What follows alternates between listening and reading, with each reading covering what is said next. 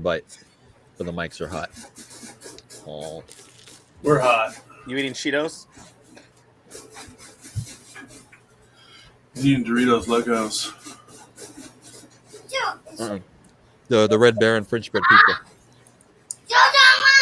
My turn. Return of the sausage party. You're a monster. Oh, that guy. We've had all these lovely females on for like the past 2 or 3 weeks. And now It's been nice. It has been cool. Now it's a sword fight again. Let's do it. All right. Sausage I party. am shared.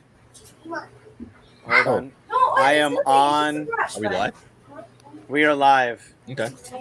We're doing it live. I will Does it feel funny? also pay attention to the YouTube, and I'll chat if that pops up. YouTube popped up a little bit last week, so. YouTube, I mean, it all pops up on there. We just gotta. What I mean is YouTube, like chat popped up a little bit, and me and Sage were like kind of governing Look at my that. hair, Dad. Look at my hair, Dad. Okay. I'm ready when you are. Is everybody else shared? I will be Want momentarily. a sandwich? Hang on, I gotta like, comment, favorite, and subscribe first. Hold on. Hey, Matt Stotts. Heyo. As always, the stalwart. Stotty. Nazi. He's always the fourth. He's kind of like Jerobi from A Tribe Called Quest. Like he's not really in the band, but he is in the band. You know. Or dare I say, the Caucasian in me would be instantly think of the fifth Beatle.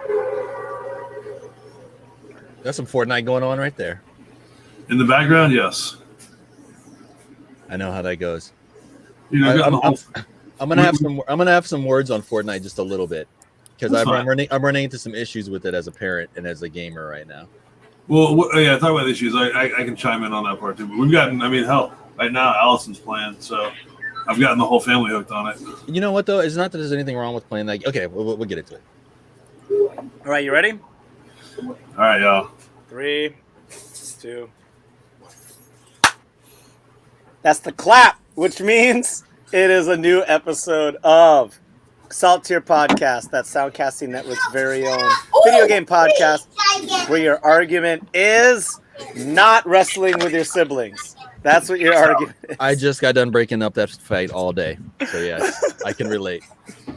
We are not coming to you from Studio 212 in South Lake Union, Seattle, Washington, but we are coming to you from our domiciles, or at least I think everybody's home. Yeah, we're all home.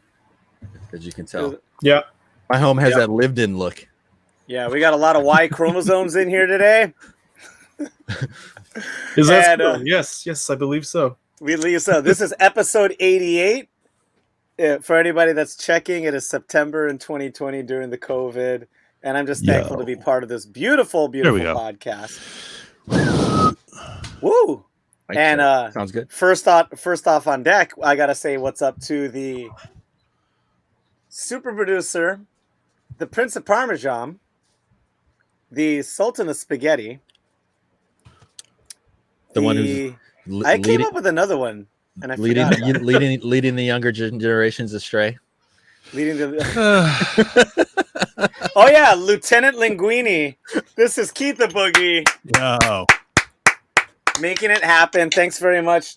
Check out all the other podcasts that he helps produce, and that's going to be at soundcastingnetwork.com. But notably, one right here and one way up here, we got Voodoo Ranger IPA that sponsors this beautiful podcast. Thank you very much to Lauren. We love you, Lauren. Thank you, Lauren, from New Belgium, and I guess also Voodoo Ranger. They are a B Corp certified company, employee owned, make fantastic beers. I don't have a box with me. Sage always has the boxes. I know. I just drank one. I had a 6-pack, and I drank one earlier today, and I got nothing. I just have this. I have the Ranger. I can't do this. There it is. That's all I got. Scope it out. They have a 1984 that's out. One of the very few companies that have really vamped it up. I am a graphic designer and I do marketing too, but when I look at all the brands that are asleep right now, Voodoo Ranger is like on another level. They're making animated videos. I love their art They're design. sponsoring podcasts. I mean, Yeah, they are. Sponsoring podcasts. They're doing the Lord's work. I'm telling you. They really are. So thank you very much. Scope them out. And Yeah. Oh, yeah. Hashtag live rangerously. If you're just tuning in for the first time, be it Facebook, YouTube, SoundCloud, iTunes, Spotify, make sure you know that you can follow us on Twitter or Instagram at salt_tierpod. And then everything else, we're just Salt Tier Podcast. Scope it. Subscribe, like, share, tell your friends. And, someone please shout out that the Steam group. Oh yeah, also available on Steam. Hit us up on there. Just Saltier Podcast. Just search under groups, or look under either my profile, the Save Ranks, and it's linked there on my profile. Wunderbar. Nice. Cool. We're gonna start off with intros, and I'm just gonna say who I am and what I've been playing. I am Loud and Brown at Loud and Brown on Instagram and Twitter. On Steam and on PS4, I am Gross Def with a PH. I played a good amount of games this week. I re-downloaded Warzone. Shocking, but it's still so much fun, especially when, I'm like pushing 40 at this point, and I have a lot of casual gamer friends with kids and families, but you don't really have enough time to make these are my Xbox friends, these are my PC friends, these are my PS4 friends. It's like all of them were able to download it. It's free. It's pretty mindless. You start off with a pistol, you pick up good guns, and we just chat and play catch up. I caught up. Well, I was going to ask, what's the install size? It's pretty big. I will say it's 110 gigs. Jesus. So the reason they do that is because it's still Activision Blizzard, and their whole idea is to sell you stuff. So what they do is they make you download the full game. So if at any point you give in and want to play campaign, it's already on your device. You could play in 5 minutes. Here's the thing. I don't mean to interrupt you. No, that's all. Microsoft Flight Simulator came out, about a month ago, 3 weeks ago? Sure. And people were complaining about the 92 gig download for that. And it's the whole fucking world that you can fly around in 1-to-1. But people are fine with 110 for Battle Royale for Call of Duty. That's fine. But 92 gigs for the whole world. Oh my God, it's okay. I just thought I'd just pick that up. Anyway. Yeah, I don't code games. I don't know what makes sense for a download size. I thought it was pretty bananas that Final Fantasy had a data disk and you have to run on a disk also. Two separate things. Because, I buy everything physically. Which one? Final Fantasy VII Remake. Really? Yeah. It came. Yeah. With this. Okay. They gave you a data disk that helps you run the game. And then you put in the play disk. Yeah, Red Dead Redemption 2, the same thing. What? Yeah. See, I'm out of the loop on this peasant talk. I didn't know what you guys were doing over there. The reason why I buy physical copies is I love lending out games. I've always been, that's just how it was growing up in Hawaii. Everybody shares everything. So when you're done with the game, it's like, instead of, hi, may I borrow your game? We say the phrase, brah, I like sample. I want to sample. I want to try that a little bit. It's like, hey, sample your Mortal Kombat when you're done. I'm like, oh yeah, I'm not playing it right now. Are you speaking Pidgin? I'm speaking Pidgin a little bit right now. Yeah, it's like, hey, sample. You stay down with your Streetfighter. I'm like, yeah, I'm staying down with Streetfighter. You can have them. And you just let friends borrow games. So right now, I have a friend borrowing my Final Fantasy VII Remake and another friend borrowing my my Last of Us 2. And that's two people that didn't have to spend $60 on something because I'm done. The campaign's finished. Freaking cool. Other than that, I played also Street Fighter and Tekken.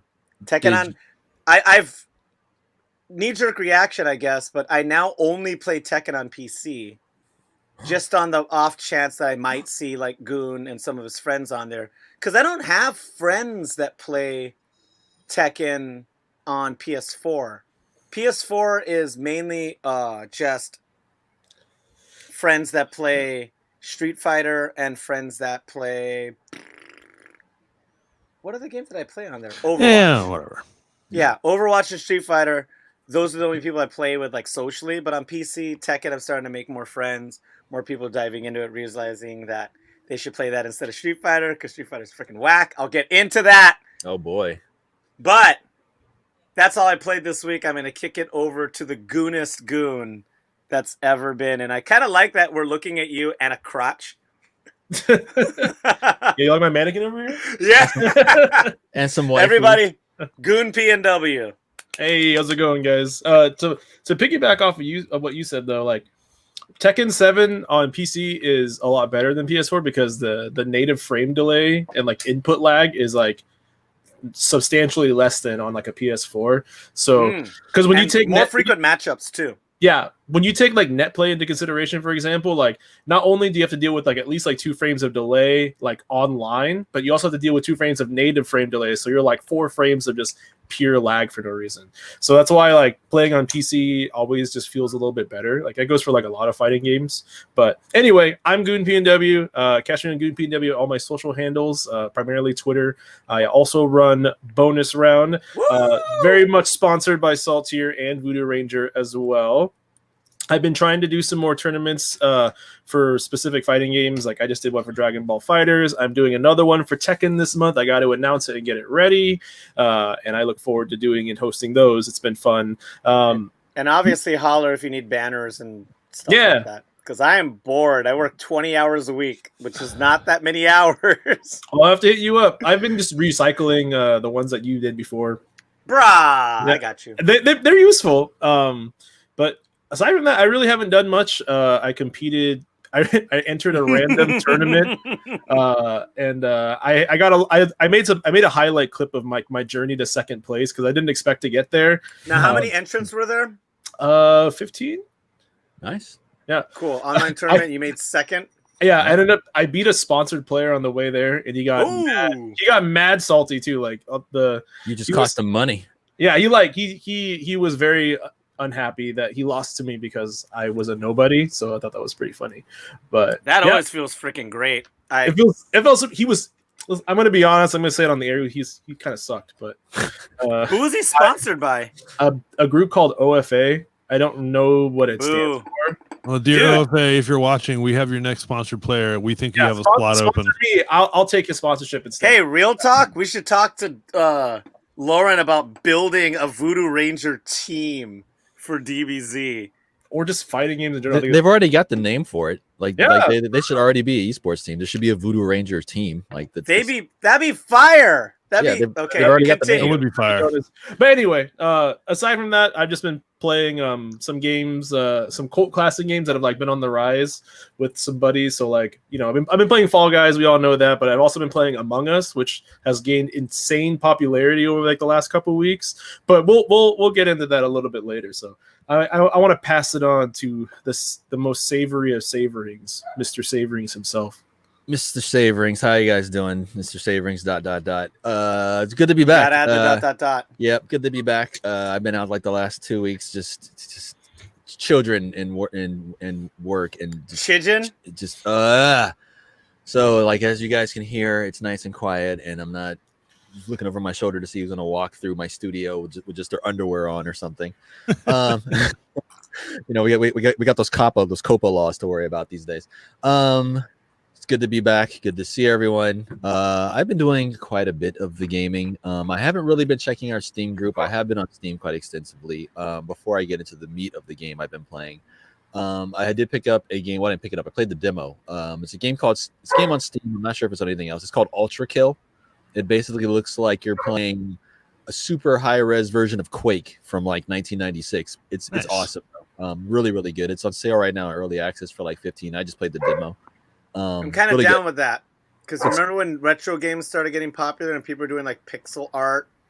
Yes. Now they're doing throwback games to like mid 90s, and I think that's kind of hot. Yes, and I will say if you do go check this game out or look it up on YouTube, the trailers do not do it justice. It's much better than anything that they have presented. So check that game out. Ultra Kill, all caps. Shocking, I know. I have been playing Stellaris. I know. I can see everyone sitting down, so I'm glad that happened. But, whoa, we got a badass over here. But I've been playing that game for achievements, which is weird because I have about 1,400 hours easily on that game. Pushing 1,000 on Steam, but I probably have like another 400 hours on bootleg versions that I played before I bought it legit. So it's so weird. Picking up achievements, and I don't even have half of them yet. And I've probably done about 90% of them up to this point. And the other game I will delve into, I teased it a little bit, said I'd talk about it here on this podcast, but it's been about 3 weeks now, is Microsoft Flight Simulator. That game has its issues. It doesn't run crispy. It drags my computer to hell and back, and my computer is like, I'm about top 15, top 10% percentile of your average gaming rigs out there, and I'm stoked when I get like 30 FPS flying through a city. But it's impressive. It's technology that you've always thought about it in a game. I've been doing this since Microsoft Flight Simulator back in 1988. I've been wanting to fly out of Chicago, fly over Lake Michigan, and fly over my childhood home. You can do that now, and you can do it by sight. I can see my house I grew up in from sight, from the air on a game, and it's pretty amazing. So does this have something to do with, like the Microsoft? Do they have like a Google Maps version? Yes, they do. They have Bing Maps. Yep. So this is like it has to be a collaboration. Yes, it's more thorough than Google Maps in some ways, and in some ways it's kind of behind, but it's a nice mix. But yes, they do use Bing Maps. It does generate things in real time, including weather. People have been flying through hurricanes in real time. So there's a hurricane on the world map. You can click live weather. It shows up on your world map, and you can fly through that hurricane. Actually, the other week there was that fire, like on the Cascade Mountains, and I went and flew to it just to see if there was like extra clouds or something. I know it wouldn't show the fire, but just to see if that haziness showed up in the game. It did not. But for tropical storms, hurricanes, stuff like that, if you see one on the news, you can log into the game, play it real-time weather, fly right through that actual storm. So that was pretty cool. And I just been doing all kind of stuff. I just been checking. I've been flying over scenic places. I posted some videos on my YouTube channel. I might link those on our Facebook page if people wanted to take a look at it. Actually, no, I think I did link those videos on our Facebook page. One of them I did flying over Banff, Alberta, Canada. Has over 1,000 views now. So thank you for those that watched that video. So wait, can you start from anywhere on the map? You can literally check this out. You can find the actual coordinates for a spot in the world. You can go to the world map and you can copy and paste those coordinates in, and it'll drop you right on top of that. So, for instance, the Cadillac Ranch that's like in Kansas or somewhere, that place where the Cadillacs are sticking out of the ground. Yeah, I typed in those coordinates, warped to that spot, and flew over that spot. And the Cadillacs are there. They're not 3D. They're like satellite images of it flat on the ground, but it's there. I did that with a couple places, including just some random places. So yes, you can literally fly anywhere in the world in real time, and see the thing. It might not be accurately represented, but it's there. You can spot it. Like, oh, that's the thing. There's my house. It doesn't look like my house, but that's my house. It's in this spot. There's my driveway, all that stuff. So pretty much that's what I've been playing. A couple of games I'm looking forward to. A couple of pieces of hardware I'm looking forward to, but we can get into that as the podcast goes on. And I will kick it off to today's featured member, who's always with us. He's always the featured member, but it's because of him that we even got this podcast in the first place. The one that makes us sound and look good. Pass it off to Keith the Boogie. I've just been playing a lot of Fortnite with my kids and grinding the new Avengers. And we will get to that as well. We will. I'm not saying a whole lot right now. I just do want to shout out my 3-year-old who killed somebody with a harpoon gun. I wish I remembered who, because I would message him and tell him what a sucker he was, but I do not. Start him young. Is that harder than the normal guns? Like, what's the deal with the harpoon gun in that game? It's just like a kind of OP. Like, if you hit them with it, they're kind of dead. But it's like, it shoots out a harpoon. If you miss it, comes back, and it's just kind of slow and cumbersome. But like, you can totally whack people with it. Yeah. Wow. Yep. So cool. Well, thanks for the updates, maniacs. This week, I believe the only talking point I have specifically is I was paying quite a bit of attention to the North American Capcom Pro Tour for Street Fighter.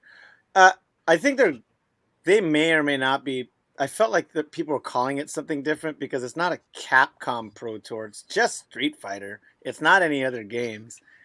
And, you know, when you say stuff like Tekken Tour, like, you get it in your head. When you say all these other things, Yeah, that's all You they have- that's all they call it though. They just call it the Capcom Pro Tour, which I'm like, you only have one game and it's Street Fighter, bro. Yeah, it's kind of whack. I think maybe that's what I was going to had- stop you and ask you. Like, is there more than one competitive Capcom I game? think there might have been an intention to have Marvel Capcom Infinite part of that, but it bombed. Yeah. So that wasn't part of it. And like I said, there's some things from a branding standpoint where I feel like they're going to try to start calling it Street Fighter. Like they started talking like about tournaments like, oh, the best in Street Fighter. They're like using that as the brand. Anyway, followed it. Really cool. It's kind of strange not seeing all my favorite Japanese fighters in there, but also seeing rando non-sponsored North American people like kick out very good players. But at the end, I was watching my boy Smug, and he, like, really short conversation. There's some pretty good newbies out there, but Smug took it. He's just awesome. And I love the way he plays. He's super smart, but he's also extremely aggressive. But he plays Boxer, and that's kind of the way that character works in that game. And I love that Boxer comes from, it doesn't seem like it, but he does come from like a humble gameplay style. Like he has this crazy comeback ability, but a lot of it is rooted in having good footsies, like having good positioning and being able to respond quickly to stuff. Some of the new characters they made in this game just award like only being good because you have meter and or having like an unblockable like crazy setups. And with Boxer, it's just you have to be solid and you have to have a lot of momentum. Like you can't just, he doesn't have a projectile, so there's no projectile spam. You gotta play it like your Dr. Disrespect. You gotta have the power. Was it the violent speed and momentum? Sure. It's the only way to enter the Champions Club. Yeah, you gotta play with that. But yeah, and I've also been like ping-ponging back with Goon P&W every now and then about me building out a stick, and that's like third place right now. I'm like upgrading my drum kit. I'm getting like some stuff to get ready to go in the studio for that. That's not game related, but I got to take care of that house first. I got to make sure this little MacBook isn't going to blow up on me and make sure that's fine. I think it's okay. And then when that's settled, I'm going to piece together like a tournament stick. Like right now I have this Kanba drone. It's like a $70 Chinese fight stick that has decent parts. But, you know, it's a PS4. You could toggle and play it on PC or PS3.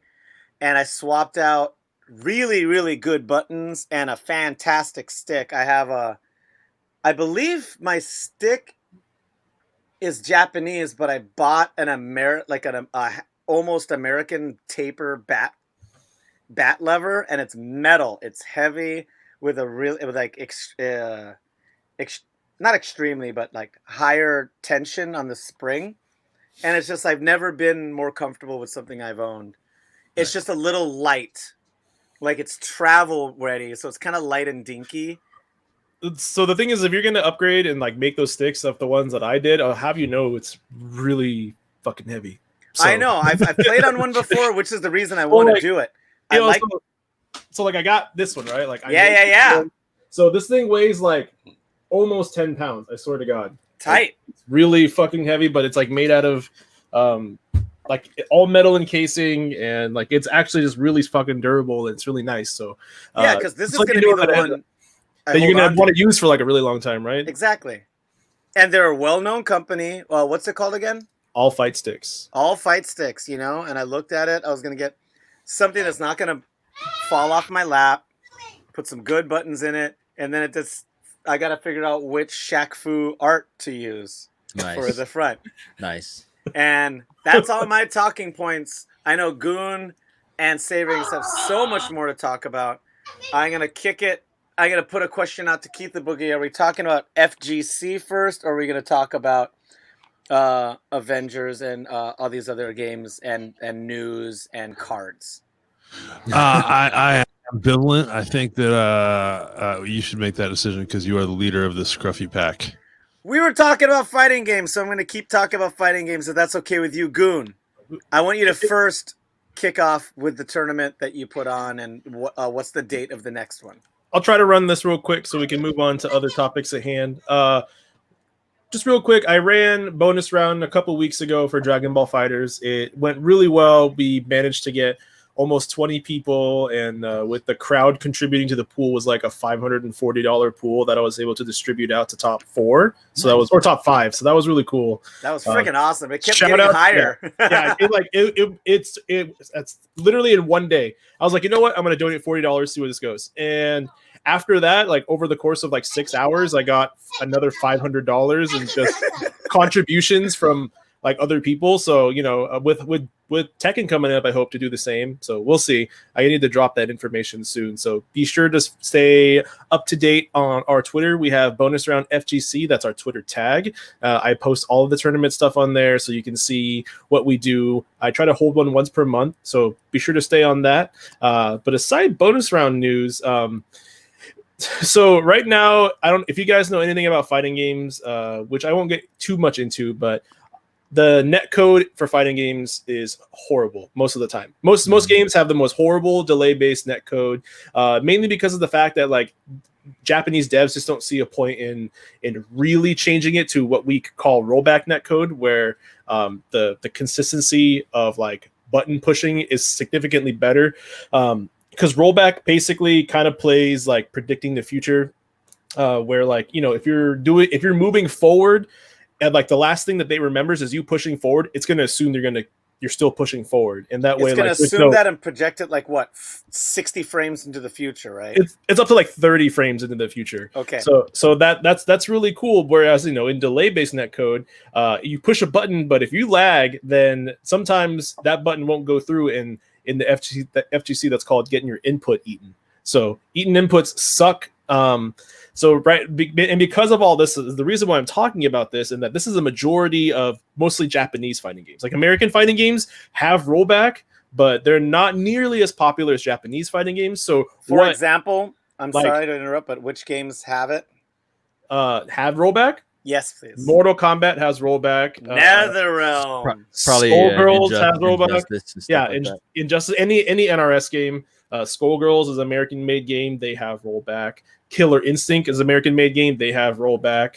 The only Japanese game that has real rollback is Fighting EX Layer, which is like this tiny indie dev team that like has added rollback into their games. Streetfighter has fake rollback. It sucks. So it might as well just be delayed-based netcode.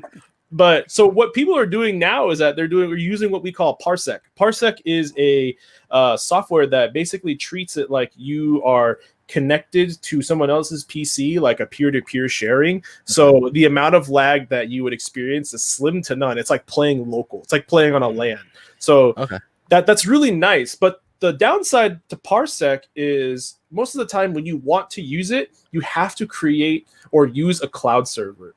So most of the time you go through AWS, and if you guys know about hosting a server using AWS, is that it costs money. You get like a certain amount for free, but then once you use all of that up, you gotta start paying for it. And I don't think that's a really good alternative, like in the long run, to like, you know, since most Japanese fighting games suck, so you want to use Parsec, but then after a while, like now you're paying extra just to get a good connection to play, when Japanese devs just don't really want to fix anything, and it sucks. And I hate that, but you know, we're getting a lot of pushback, especially since COVID has hit, where people are now mostly playing online, and like they're like, dude, we can't take these shitty connections. Please fix this.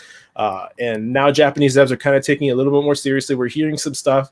We're not hearing what we want to hear yet, but that right now, like for example, they're doing things to try to make the net play experience for some games better. Like in Dragon Ball Fighters, any rage quitter gets a warning, and then like after a couple warnings, they get a week ban. And if they do it again after their week ban, they're perma-banned. Wow. So from playing online. Wow.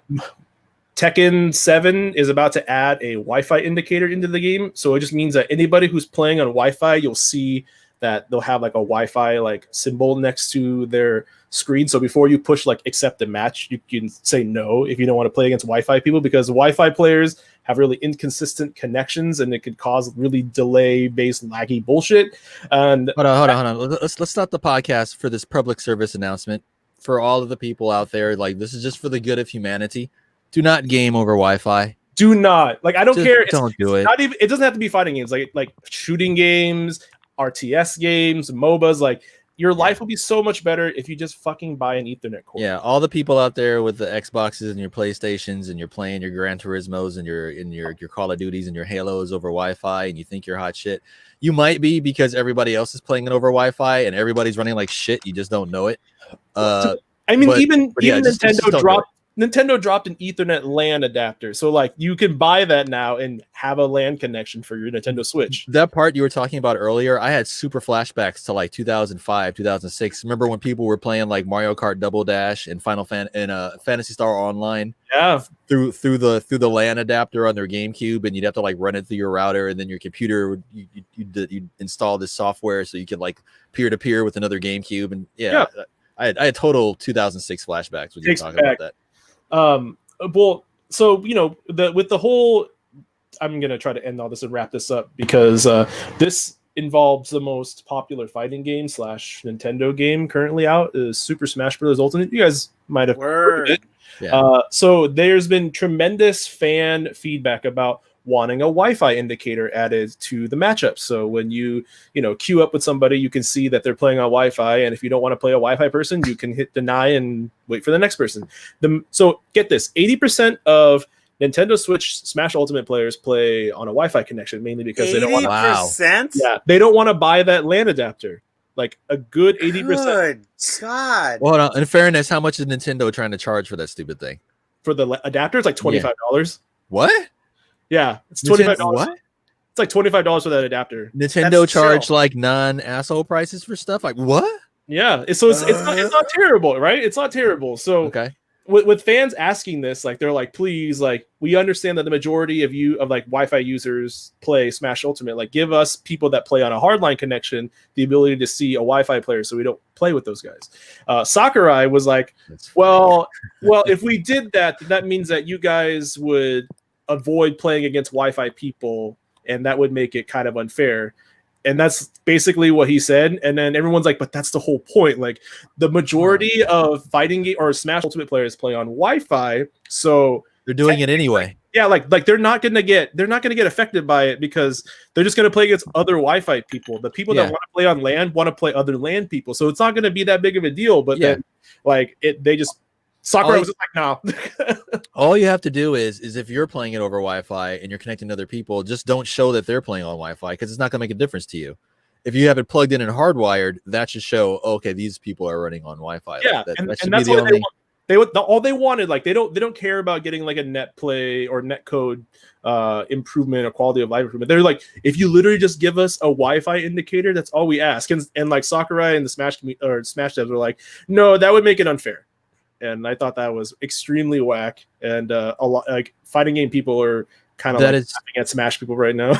That is such a corporate thing to say, but that's a very Nintendo thing to say too. It is a super That is Nintendo a very thing to say. Nintendo thing to say. It's like, well, if it wouldn't be fair for everyone else. It's like, bro, 80% of the people already play on Wi-Fi anyway. Like, I highly doubt they're gonna really be hurting for matches. Yeah, that's a very Nintendo, very Sony thing to say. Because remember, Sony was like, well, we can't add crossplay to Fortnite because we have to look for the quality of life, and it wouldn't be fair to our PlayStation owners who pay for their service. And what are you talking about? And then, like after a month of being bombed on, they just flipped the switch and did it.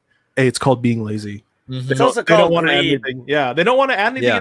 If they don't have to actually pay to improve it, they're not gonna. Like, there's no point. Yeah. So this has been a kind of something that's been currently going on in like the last couple days. So I wanted to bring that up and just let you guys know that fighting game people are suffering because we have to play on horrible, shitty delay-based netcode, and because in most of the good games are Japanese devs, so we have to just take it.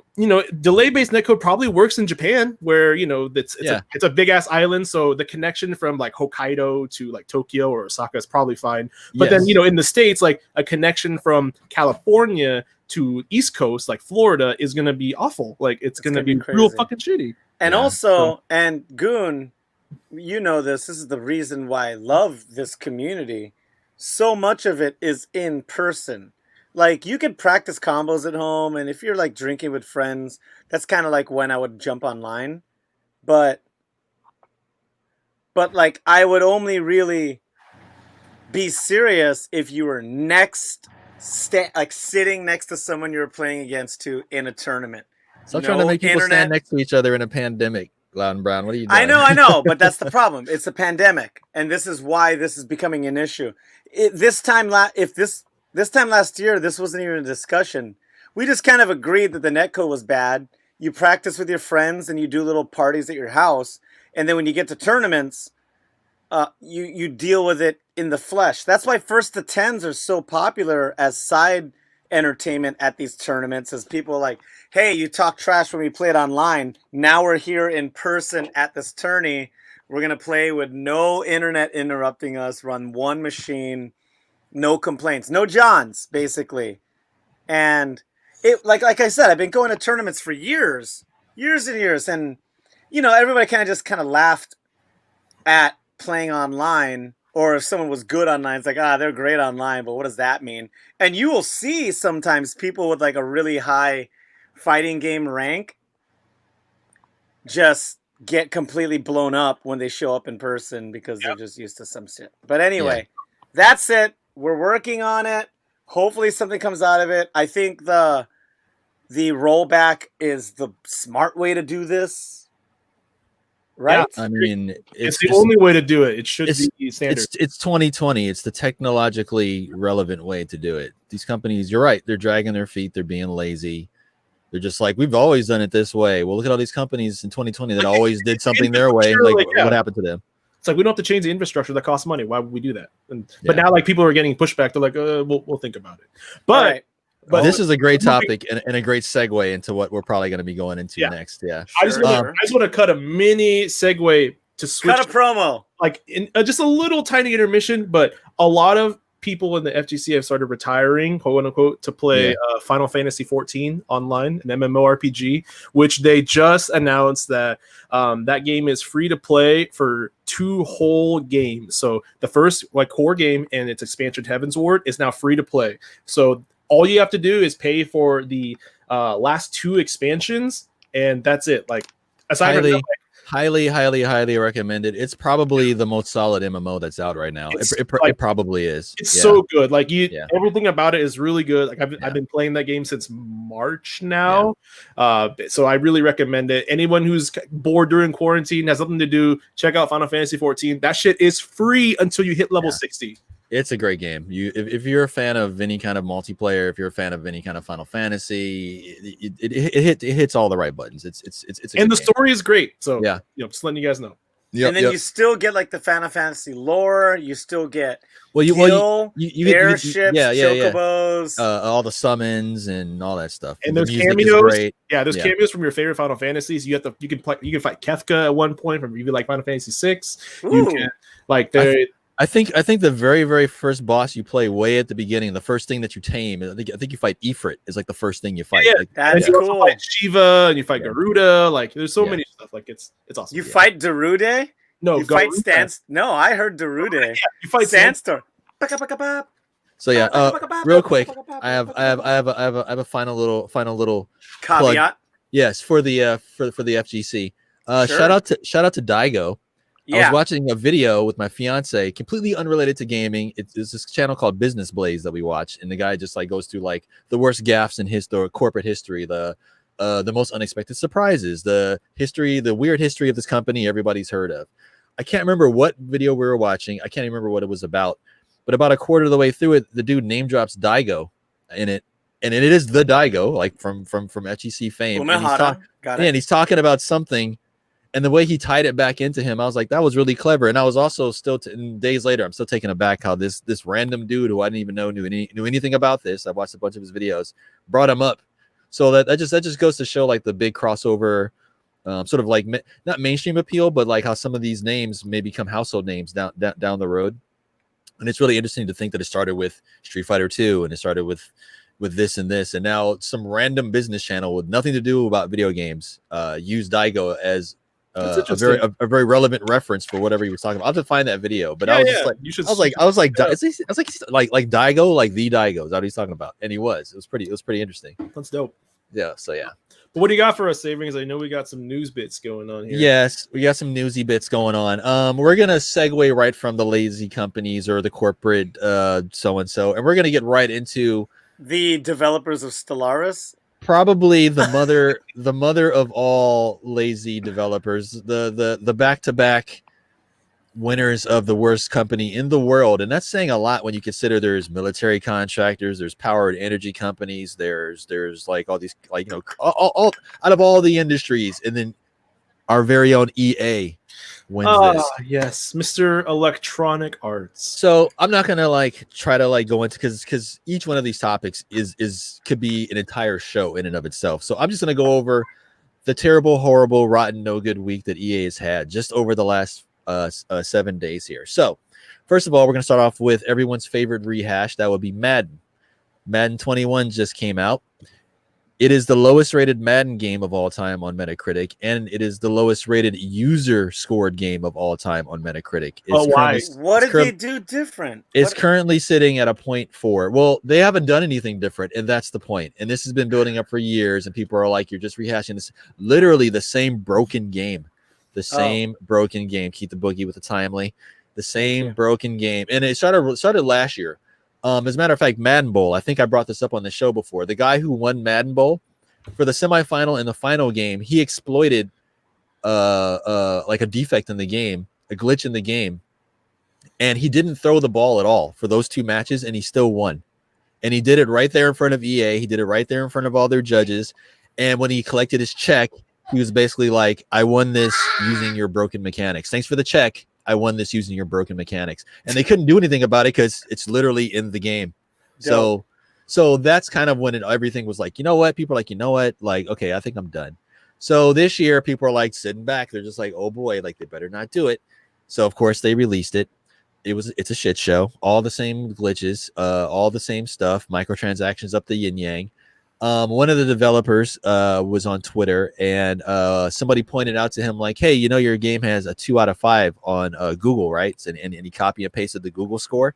This developer, with a straight face, replied to this Twitter user, a 2 is better than a 1. So guess what happened? The internet responded. Yes, at the time that the guy posted, Madden had 458, 457 reviews on Google. The next day, it had 5,000 something, and it was down to a 1.4, technically making it a 1 on Google. So everybody's like, there you go, there's your 1. The very next day. So there's so much more stuff we can get into this, but that's Madden.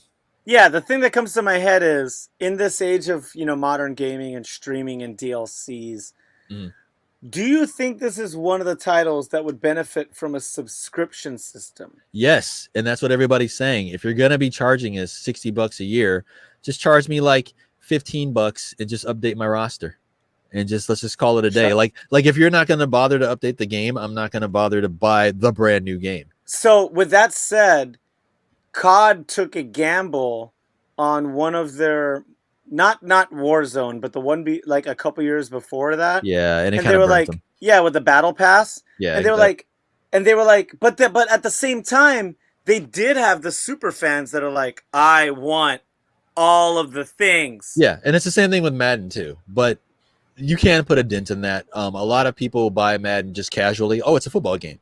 But so if I hear that. So if you can reach a lot of those people, or if you could just take the hardcore players and knock them down, or not knock them down, but like get them not to start buying it, then you're just going to see a bunch of just noobs running into walls. And it's not fun. Yeah, well, exactly. So to compare that, you know, if this was the late 90s, I would have been on my third purchase of a $60 Street Fighter game. Yes, but these are meant to be studied. These are meant to be detailed and taken apart. And back then, you couldn't get away with this. Like, you just couldn't get away with it. It's like, I want the new characters. Yeah. But what I'm saying is, I'm on subscription for Tekken and Street Fighter, and I'm kind of okay with it. But we got to stop you there, because those are actually good games that aren't broken.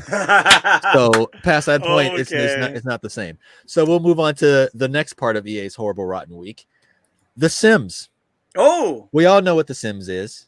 The Sims 3 was a beloved game, full of features. People loved it. People are still playing it to this day. I remember when they announced and when they released this latest Sims, The Sims 4. I remember there was a big outrage about it. We may have covered it way back when this show first started. It was right around that time frame. Anyway, basically, they took out all these features in this game. I saw a list of all the features that were in the base Sims 3 that are still not in Sims 4 with like 30 expansion packs. And check this out. Somebody did the math. For you to go back and buy all these expansion packs that still don't have all the features that the base Sims 3 did, $780. Yeah, that sounds about right. $780. But that's not even what got people riled up this week. Maybe a couple months ago, they released a list and they wanted to see, hey, everybody, all you Sims players, what do you want to see us add to the game? The top 5 were things like farming, hotels, travel, things like this. Number 25, dead last. Number 25 out of 25 was Star Wars. So guess what expansion pack EA announced for? They made a Star Wars one, didn't they? Yes, and not only is it Star Wars, the dead last thing anybody wants to see in The Sims right now. It's based on Batu, which is the planet at Galaxy's Edge, which is the Disneyland thing, which is also flopping. So it's based on that theme park. There you go. It's based on that theme park that's flopping that no one wants to go to. So it's not based on Tatooine. It's not based on Endor. It's based on Batu. And it's got like Kylo Ren running around. And we also have Kylo Ren's story. And who cares? Like, who cares? So that was their other blow up. So they had to apologize for that, but it's too late. People are like, you're dumb. That's literally the most whack thing I've heard. Yes. And number 3, this just happened maybe yesterday or the day before. UFC just came out. Maybe what about a month ago, Keith? The UFC game? Something like that? Yeah, it was maybe a month ago. Yeah, very recently. Came out, had its reviews. This week there was an update, and they're running full screen ads over the game. So you're playing your game, and there's a full screen ad for the boys on Amazon blocking your game. The fuck? So people were like, the hell, EA? Like, the hell. So that's just been EA literally in the last 7 days. Oh, and with Madden, there was a YouTube channel that had maybe about 20,000 subscribers. He said, hey, here's this hashtag, and it was called NFL Drop EA. The next day, that was the number 2 hashtag on Twitter in North America. A YouTube channel with 20,000 people had the number 2 hashtag in North America called Drop EA. So you can't have a hashtag trend twice, so we started another one. The next day, that was the number 2 hashtag on Twitter in North America. And he went up to like 55,000 subs in like 2 days. So that's EA's last week. And gentlemen, I open the floor to discussion. Is anybody surprised? And you guys want to speak on this? Best game company ever. The Donald Trump of games. Oh boy. Ooh. They literally boy. I thought they were redeeming themselves a little bit when they made that new Star Wars game. I thought that game was pretty good. Every once in a while, EA slips up and like doesn't put their hands on something, and it turns out good. So you got Titanfall 1 and 2, you got Apex Legends, yeah, and you got Fallen Order, and you got what's the co-op game where you're breaking out of prison? No Way Out. Yeah, No Way Out. Yeah, so you have stuff like that sneaks on by, and everything else they just ruin. So yeah, they ruined Mass Effect, and that was one of my favorite titles for a really long time. Wait, are they attached to BioWare. Dragon Age? yes. Yeah, because they own BioWare. That's So their next. They made that big announcement. Dragon Age is coming out. Me and It's gonna be Charmander were shit. talking about it. It's gonna be shit. I saw you guys talking about that in the podcast, and I didn't want to like poo-poo on it, but I was like, that's gonna be shit. Unless it's one of those games that they let sneak out, but it's BioWare, so BioWare's like right under their thumb. Yeah, so BioWare's already been tainted by EA a little bit. BioWare's not BioWare Mass anymore. Effect Andromeda was crap, like Hot absolute garbage. crap. Hot garbage. So that was EA's horrible, nasty week. So if you guys want to go on there, if you want to tweet at them, if you want to kick them while they're down, go ahead and kick Star Wars while they're down too. Just because Disney was like, oh, we have Star Wars, we can make anything we want here, EA. What's their main shooter? Is that Battlefield? Battlefront. I mean, Battlefront's kind of like been on the come up, but that's Star Wars. But they did like they're Halo killer. Yeah, it's Battlefield. Yeah, Battlefield's already killed Halo. Halo's not a thing anymore. Halo Infinite got delayed till next year because it looked like poo poo on on the Series X. And we'll get to the Series X, right? Yeah, the Halos that have been poo-poo. Yeah. Big sad, bro. Big sad. Big sad.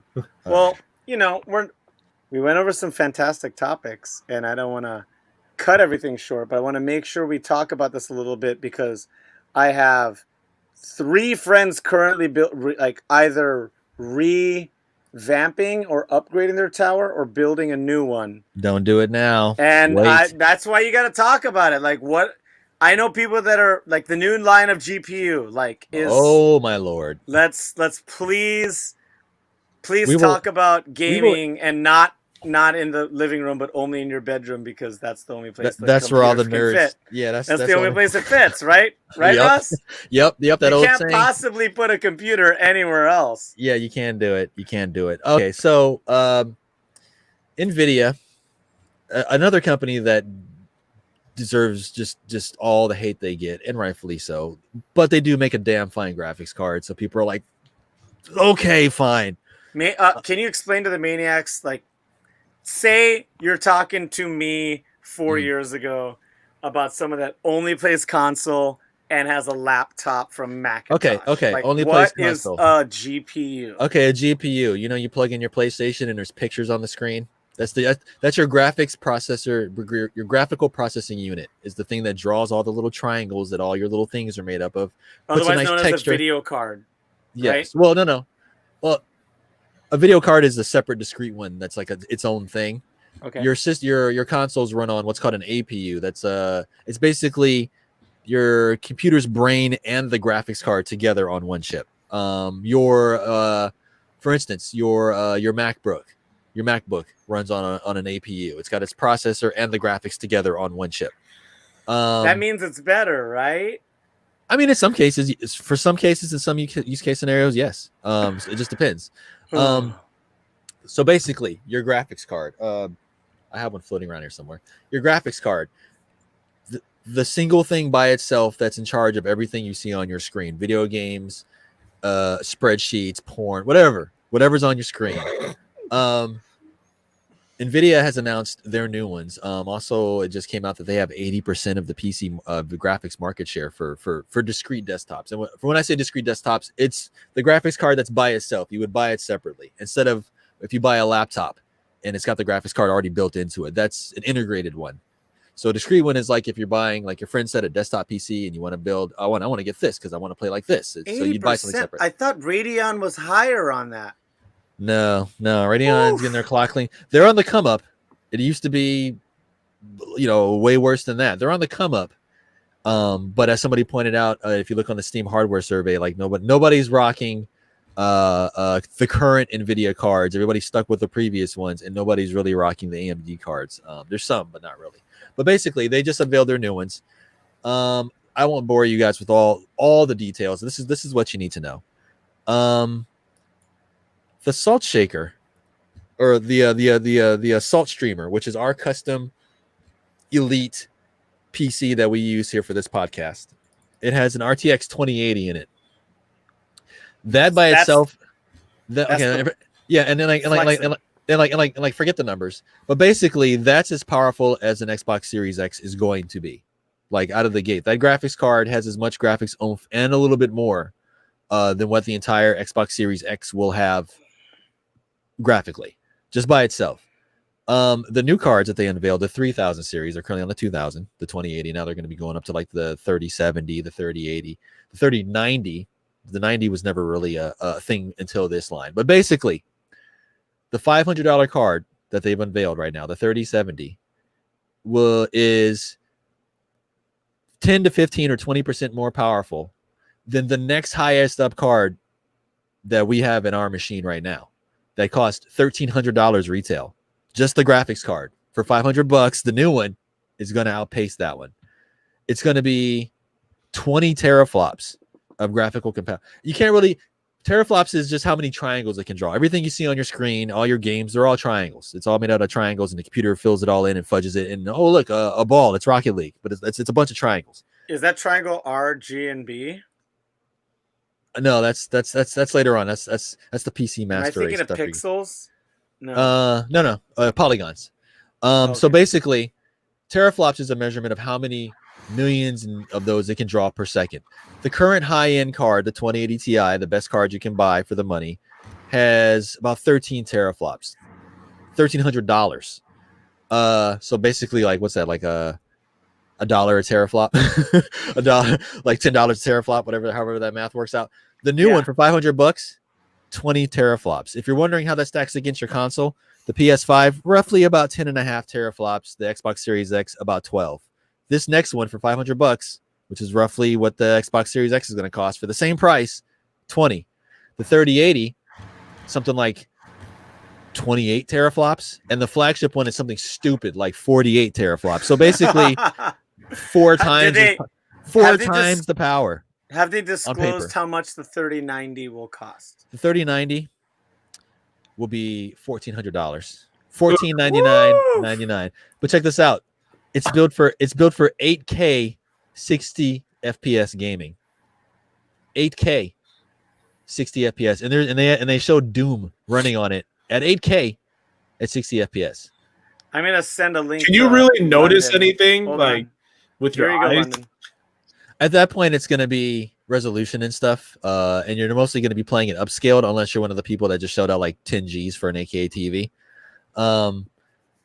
But basically, the only reason ignore that card. The only reason that card exists is because AMD has their cards coming out, and Nvidia always does this. They always stick a card way out there that barely anybody's going to buy. It only exists so AMD can't reach it.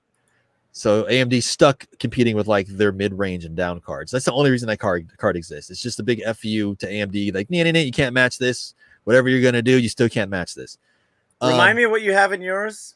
I have a 2080 Super in mind. That's the most updated version of the second best card. And I'm fine with it. It's just as powerful as the Series X is gonna be. So you're rocking an Nvidia. Yes, definitely rocking an Nvidia. And it's And nothing against an AMD. Also, Goon? Yeah, What you rocking, Goon? I'm rocking a 1080. Okay, well, the 1080 super solid card. People are still rocking that card. Nobody bought my card. People are still rocking 1080s and 1080 Ti's like Goon is rocking, and for good reason. They're great cards. So, Saverings, do you remember? Do I have an 870 or a 970? I think you had a 790 in yours. 790. Cool. And Wait, check this out. I thought you said 90 wasn't a thing until now. It was, but the 790 was the last 90 card that they released, and that was 2012. So Cool. ever since then, they skipped the 8 series. So there was a 980 and a 980 Ti. There was a 1080 and a 1080 Ti. And then now they're back to the 90s again. Word. So they haven't done a 90 since, I think the 790 was, I want to say 2011, something like that. To the maniacs out there, I can tell you I can run most things, no problem. Yeah. Overwatch, I know it's a stupid game to reference. It's way but overpowered for Overwatch. It looks beautiful. That card alone is like 6 Nintendo Switches glued together. And The thing I'm comparing it to is my normal PS4, and it just blows it out of the water. Yes, because that card came out right as they were finalizing the design for the PS4. The PS4 came out 2 years later. So that was a flagship card as soon as they were like, okay, that's the final design, start making the PS4. So yes, it will blow away a PS4 because that was like the $700 graphics card when the PS4 was like just going to print, And for reference, maniacs, I just have a normal 1080 TV from 2012. Like, it's not an impressive... Which is what most people have. Yeah, which is what the majority of people have. 1080p hardware from 2013, 2014, 2015. That's the vast majority of what people have. So basically, these cards are beast. So you're looking at the 3070, which beats the high-end graphics card that's out right now for $500, same price as the PS5 and the Series X. Then you got the 3080, which I'm looking at, not that one, but the refresh. So next year, I have a 2080 Super now. I'm probably going to look at the 3080 Super because that'd be like the big upgrade for me. So I'm looking. So the 3080 is $700. And then you have your high-end one. But basically, the 3070 kind of sort of made the consoles questionable. I won't say irrelevant because there's especially the PlayStation, because that's got its exclusives and you're only going to find that there. And they're going to have their own thing. But as far as like the Xbox Series X, it's like I have a computer from 3, 4, 5 years ago. If I just spend $500 on this brand new system or $500 on this graphics card to play the same games on the system, but better with free online, like kind of like what am I doing looking at an Xbox sort of thing. So that's kind of the question everybody's been been sort of asking themselves. And as a closing statement, we're going to go around because this is what we wanted to talk about. Mhm. The future of console gaming, whether or not you should do that or just build up a tower, and your advice to the casual gamer. Not like so casual, like someone that plays Marvel Alliance on their cell phone. Oh, And- I'm gonna tell my and- friend you said that. There's nothing wrong with that, but I'm saying like, Marvel Alliance on their cell phone and plays like Animal Crossing. That's fine. Those are both very specific things. Mhm. But we're talking about people that play like multiplayer games with friends. Okay. The people that want a theatrical experience on their AAA games. Mhm. If they play like Last of Us or they play, Ghost of Tsushima and Ratchet. yeah, and Clank and that like kind of stuff. a casual gamer, but someone that like buys at least a couple games a year. Okay. I'm gonna start with you, Saverings. Like, is this? I know you already had your opinions 4 years ago, but your I guess your opinions against consoles or advice to the casual gamer. Okay, I'll put it this way. Ask yourself 3 questions. It might be more or less than 3 questions I'm throwing out there. Number 1, what type of games do you like to play? Are you a fan of the exclusive games by Nintendo and Sony? That's the big thing. Because if you are, get one of those. For 2, do you play multiplayer games? And if so, where do your friends play? If most of your friends are on PlayStation and most of your friends are on Xbox, and most of your friends are on PlayStation or Switch, Switch. If most of your friends are on PlayStation or Switch, okay, get one of those. If you, for everything else, I would say get a PC. Yeah. Word. So depending on where your friends are and what the exclusives are you play, if those don't really make a difference to you, get a PC. If either one of those first 2 are a factor, like a medium to major factor, get the other things. All right. How do the Maniacs find you, Saverings? You can find me online, mostly on Steam. It's just the Saverings ... You'll see me in the Steam group, Saltier Podcast. It's the page on Steam.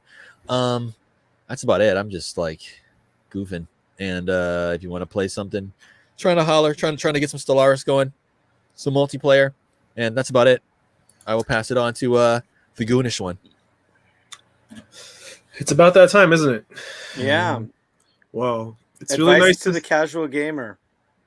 Oh yeah. Your thoughts, feelings on what the semi-casual should be looking at with PCs. And also, I like to add, if you're looking to upgrade your PC, hold on for like 2 more weeks because these cards come out on the 17th to see how everything shakes out. Even if you're not going to buy them, just see how the rest of the market shakes out. I saw a 1080 Ti on eBay for $250, Goon.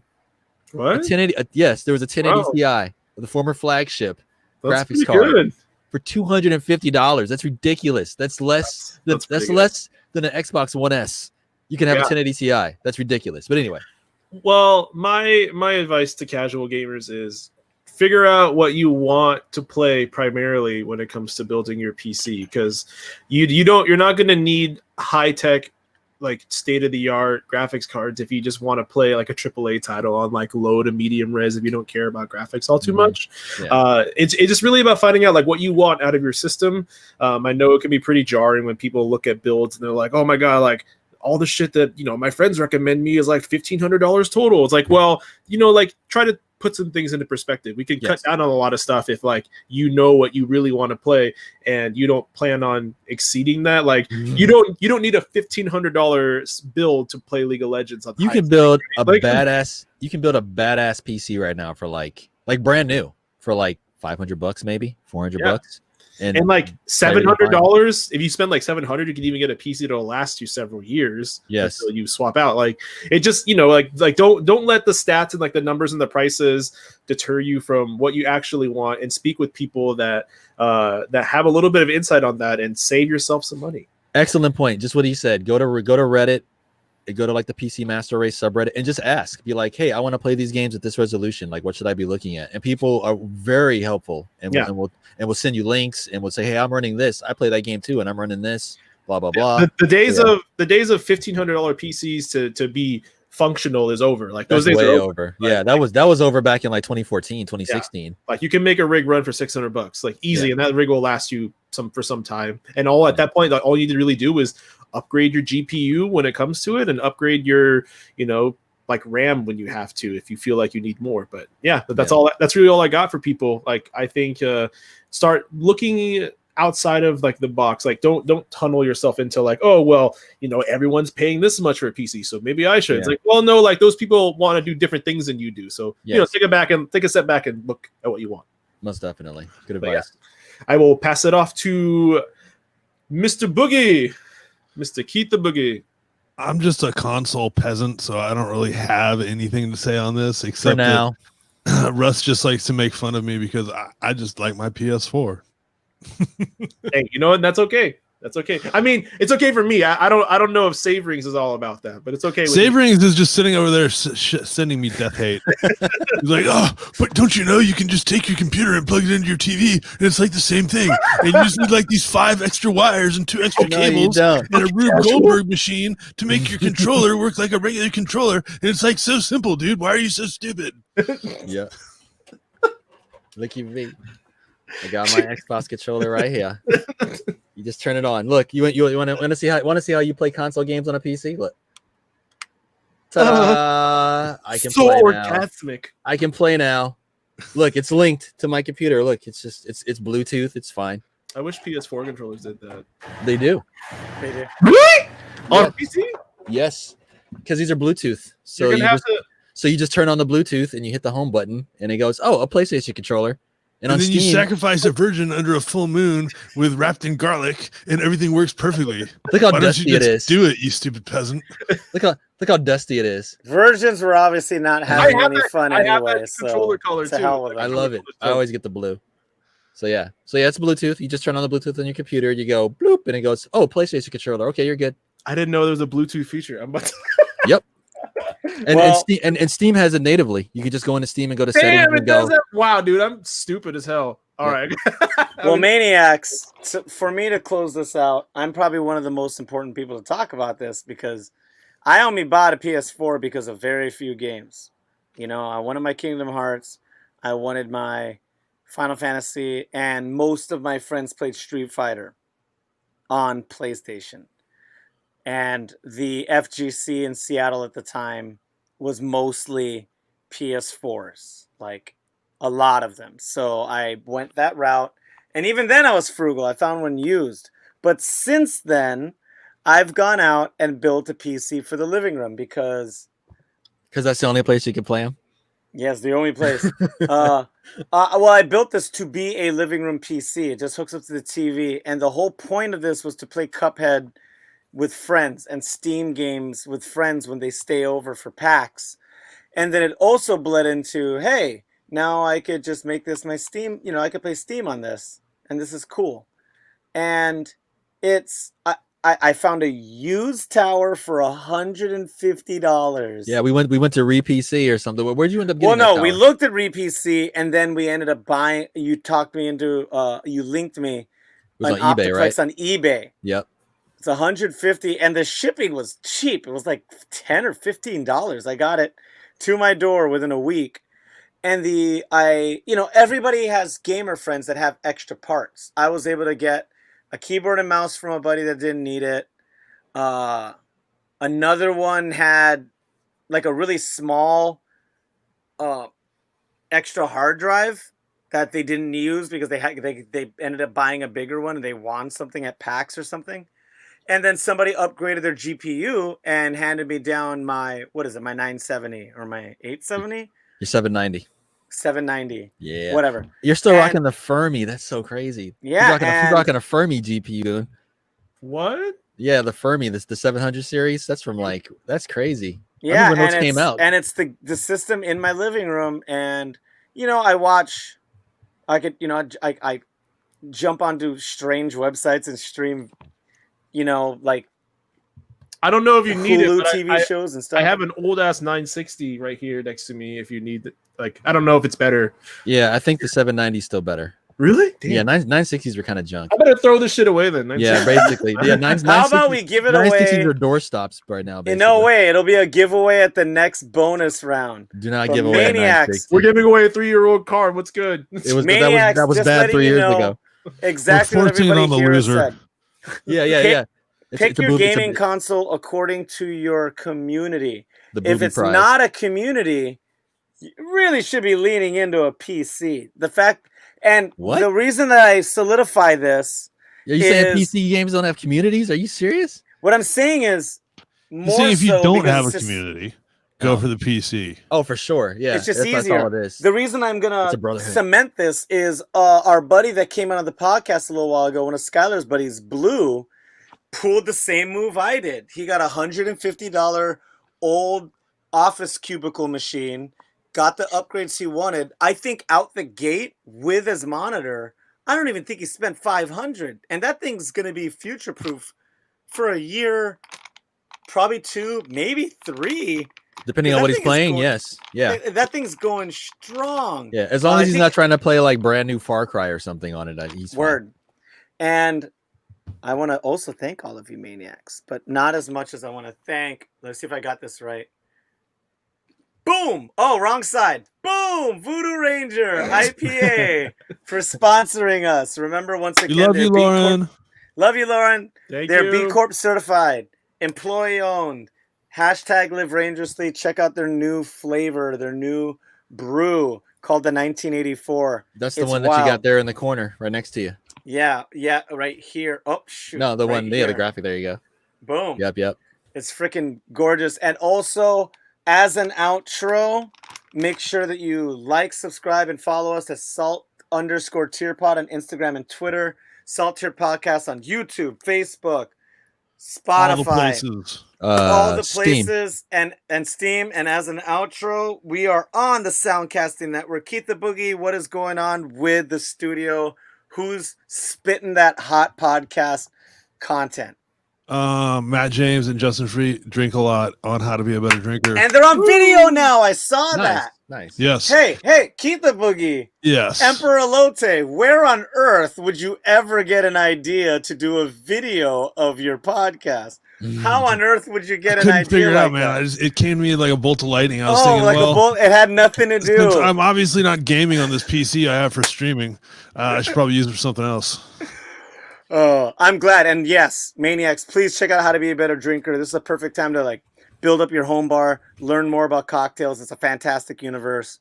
And alcoholism is a wonderful hobby to develop at home. Ask Nick It is. Nolte. Was that too dark? Was that? no. It's Nick Nolte. It's fine. Ask Robert Downey Jr. Oh, Too soon. too Too soon. He's soon. got better. He's sober. That's a success story. Okay, maniacs, Yeah. I want to thank you for joining us on episode 88. This has been a fantastic ride. Go out and game, be kind to each other, mask up, and punch a Nazi. This has been a production of the Soundcasting Network. Thank you kindly. Peace. See ya.